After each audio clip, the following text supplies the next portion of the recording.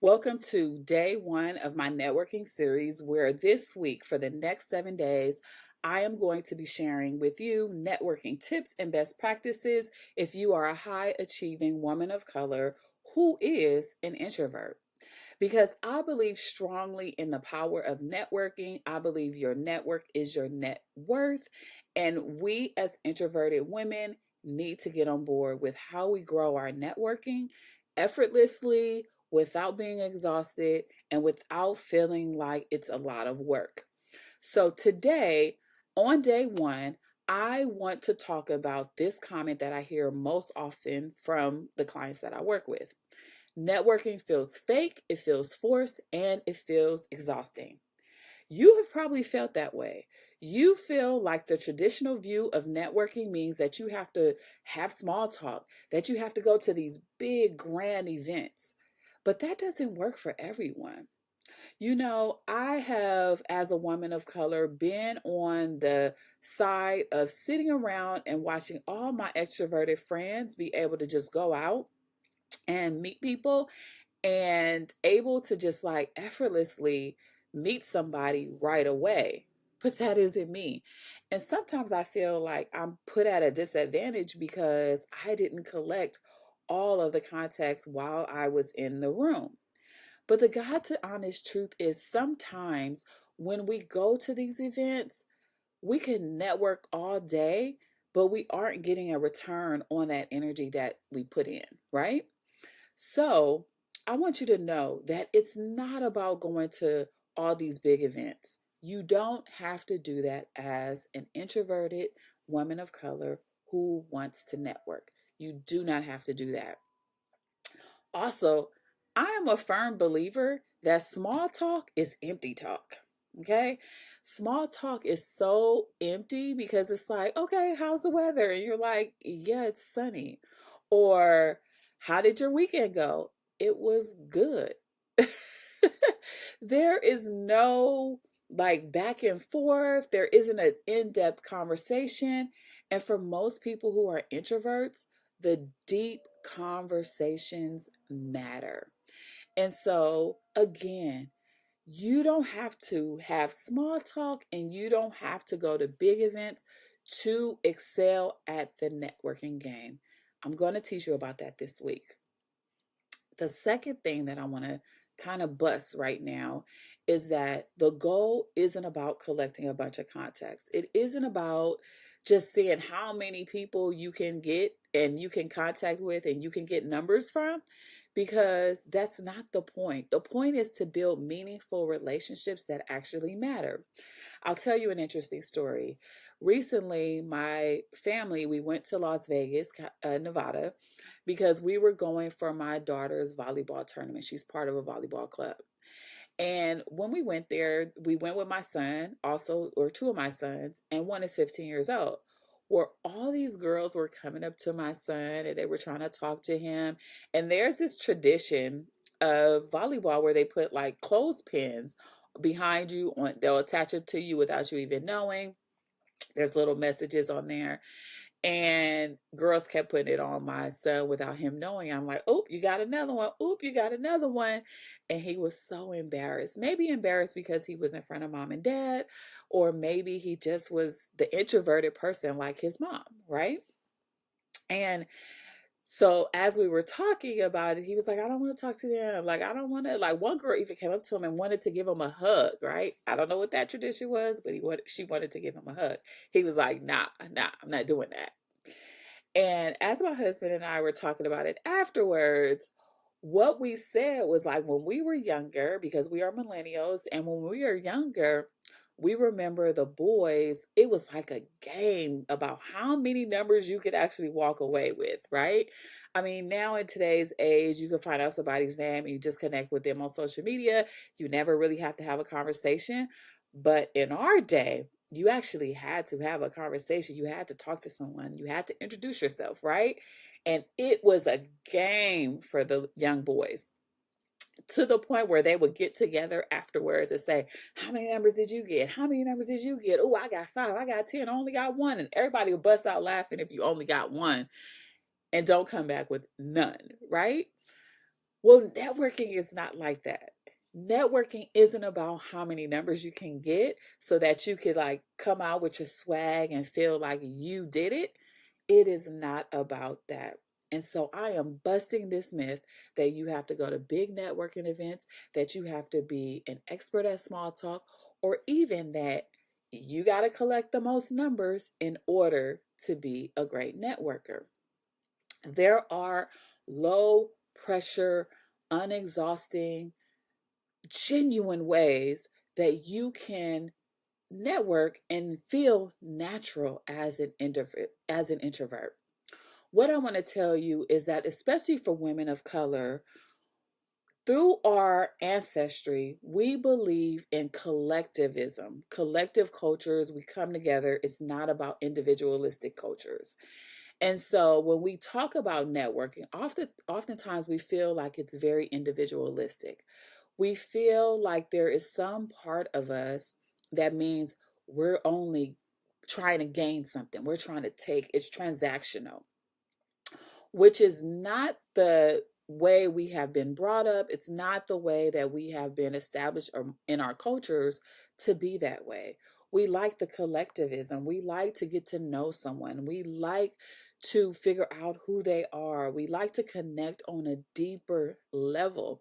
And so this sometimes gets in our way when we think about networking because we've been taught go to the big events, get as many contacts as you can, talk to people, see what they're talking about, have small talk, and that's it, right? Nothing comes back from it. Nothing comes back to us in the form of like an ROI, right? So it feels hard. It feels like, what's the point when I'm not going to get what I want? But here, I want you to know that this is why you should not focus solely on collecting contacts and going to big events in order to network. We have to find the ways that work for us, that feel good, and create the relationships that actually give us a return on the energy investment that we put in. Some ways that you can do that are low pressure, that are natural for women of color. Join teams or initiatives at work that mean something to you, that are driven by purpose. Don't just join a organization or a team or a group because you're trying to get promoted. Because over time, in your trying, you are going to feel so exhausted and burnt out because you have to almost like become a chameleon and become a different person in order to sustain the energy output.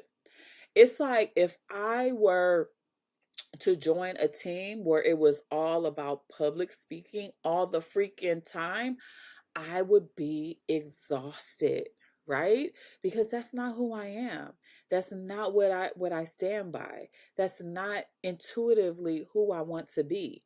And so I may be able to do it for a while, for short spurts, but over time I'm going to be exhausted and burnt out.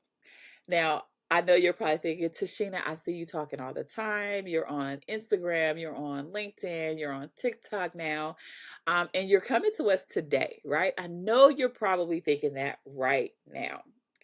I want you to know that I spend a lot of time preparing and getting my notes and really trying to be focused on what I want to say so that I can be concise and I can get to the point. Even right now, you all don't see it, but I have notes right here on the screen to help guide me through this conversation.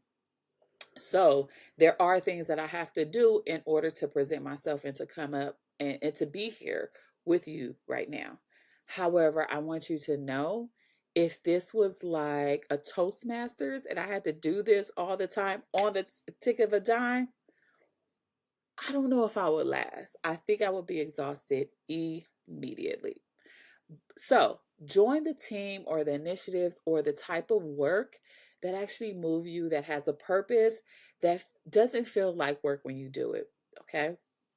The second thing is learn to leverage the network of others and ask to be introduced. So, here's what I'll tell you.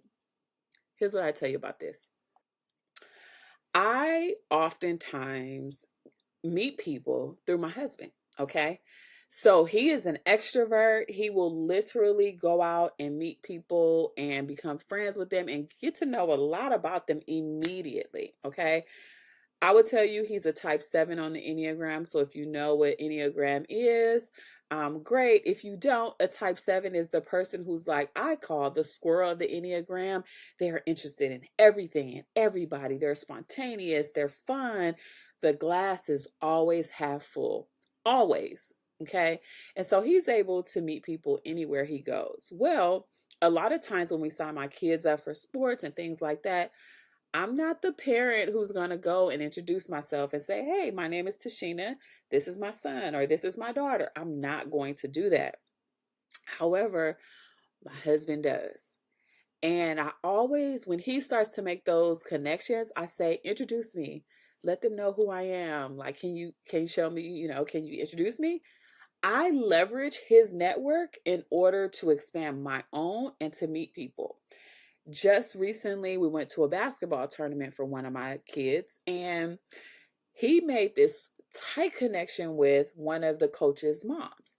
And so he was with her, and he has been able, not with her, but he has been able to create this lovely relationship.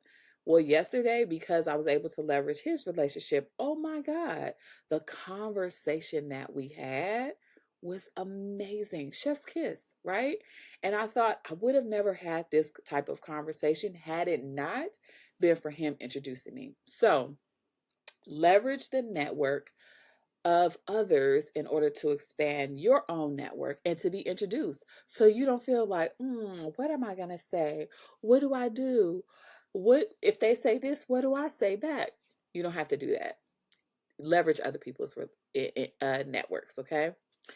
And the last thing I always try to articulate very well and champion is skip happy hours and use your 9 to 5. Skip happy hours and only use your working hours. Okay. So the reason why this is important is because a lot of us are busy. We have families, we are caretakers, we are doing a lot of different things. Sometimes work isn't our 9 to 5 isn't our only source of income. Maybe we have a side hustle, or maybe we're going to school after work. Maybe we have a hobby that we're excited about. We just don't have time to go to those big events. Use your 9 to 5 or working hours wisely. Use that time to be able to network and to be able to do all the things that you need to do in order to meet the people who are the decision makers, senior leaders, peers that are part of projects that you're interested in. Use your working hours. Okay. So here is my action step that I want you to take today. I want you to think about why, what, who, when, and how. Okay. The W's and an H. So, why is networking important to you? Why do you want to network? Okay. I want you to be clear on why this is even important to you. Maybe it's to be promoted. Maybe it's to just expand your network and build connections. Maybe it's to get a new job. Maybe it's to transfer into a new industry. Maybe it's to join a board. Maybe it is to get your kids into some type of school, right? I'm saying all the things that I have had as my intention for networking, and all of these things have return and ROI. So understand, what is your why for networking. The second thing, what is networking to you? What is it? Is it big events? It could be big events. Even if you're an introvert, that could still be what networking is to you. Or it could be, I'm joining a team. Or it could be, I am enrolling in this certification and that's how I'm going to meet new people. Whatever it is to you, identify what is it that networking is to you. The third thing is, who needs to be in your network?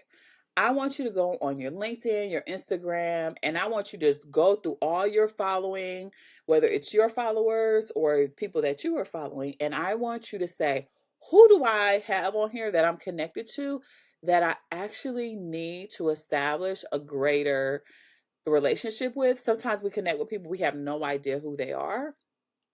Today, I want you to do that. So I want you to be able to network and to be able to really, really just understand who are the people that are important to get you to the why that you have. Okay. So who do you need to join? Who do you need into your network? And then the last one, I'm combining this, which is when and how will you do it? Set aside time. Is it once a week? Is it every day? Is it 3 times a week? Is it only on the weekends? Is it only on Wednesdays? Like, whatever it is, when will you do it and how will you do it? Will you send messages via social media? Will you send an email? Will you make a phone call? Will you meet in person at a coffee shop? What, when, and how will you do it? Okay, so these are your actions for today. Articulate why you want to network. Articulate what is networking to you. And the reason why what is networking to you important is because sometimes we get into this like process where we are not even really sure how we want to be seen, how we want to step out, how we want to be viewed. So you need to understand what is networking to you, because also if networking is scary to you, that is where you need to work. That is what you need to work on. Or if networking is draining, then you need to figure out like what are the things that you need to do in order to not feel drained. What will make it easy? What will make it peaceful? So figure that out. Then third, who needs to be in your network? You always should be building networking relationships with people who actually are going to return an ROI. We are not spending our time with people who are not actually going to help us.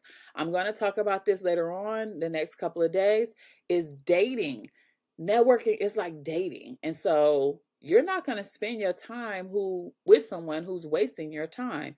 So how do we date as a networker? And then when and how will you do it? Identify. This is the action. This is the action method of the actions of the action step in order to understand when you're going to do it and how you're going to do it, because you could write it down all day, but it's nothing unless you're going to do something. So thank you for listening to that. That was longer than I wanted to be, but I just wanted to establish some things and show you where my head is at and what I believe, what my philosophy is around networking. So, and this is like a messy video, okay? I did not edit this. This is raw, bringing it to you, because guess what? Networking could be messy. It could be raw. All that matters is that it's genuine. So take care. See you tomorrow and hope you have a good day. Bye.